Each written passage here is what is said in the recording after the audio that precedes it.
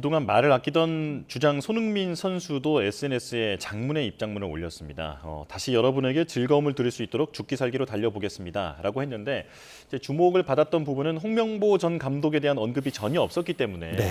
이게 뭐 어떤 의도가 있는 것이냐 여러 가지 해석이 나오고 있거든요. 어떻게 보셨습니까? 일단 손흥민 선수가 이제 어릴 때는 SNS를 굉장히 즐겨하는 선수였습니다만 좀 대표팀 특히 이제 주장이 된 이후에는 꼭 필요할 때만 SNS에 글을 올려왔고요.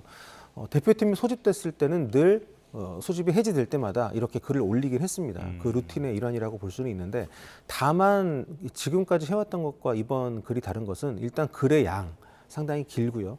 또 팬들에 대한 고마움과 죄송함을 표현하는 것 외에 좀 추가적인 얘기들이 있습니다. 특히 함께 했던 어떤 선수들에 대한 얘기는 있습니다만 스태프들 얘기가 빠졌습니다. 지난 2022년 카타르 월드컵 끝나고도 같은 패턴의 글을 올렸었는데 그때 보면 스태프들에 대한 고마움이라든가 이런 언급이 있거든요.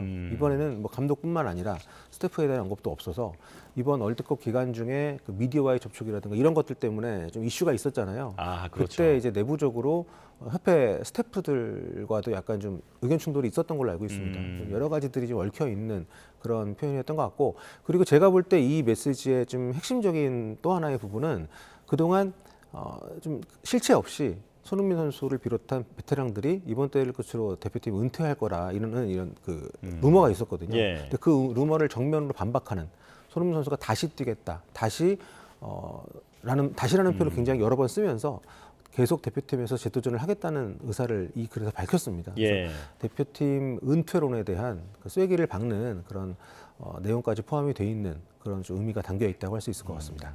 손흥민 선수는 여전히 기량도 훌륭하고 그리고 주장으로서의 역할도 잘하고 있기 때문에 이제 축구 팬들은 오래도록 국가대표팀에서 보고 네. 싶을 것 같은데요. 하지만 나이가 1992년생입니다. 이제 다음 월드컵에도 나설 수 있을지 이건 좀 불확실한 것 같은데 어떻게 예상하십니까?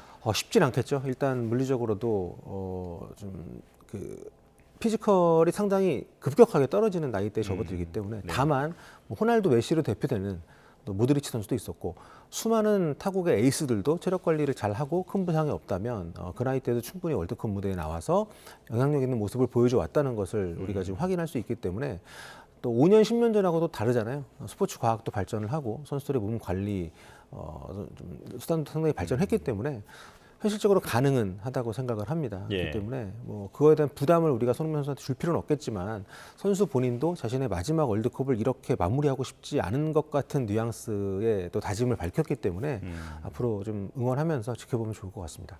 예.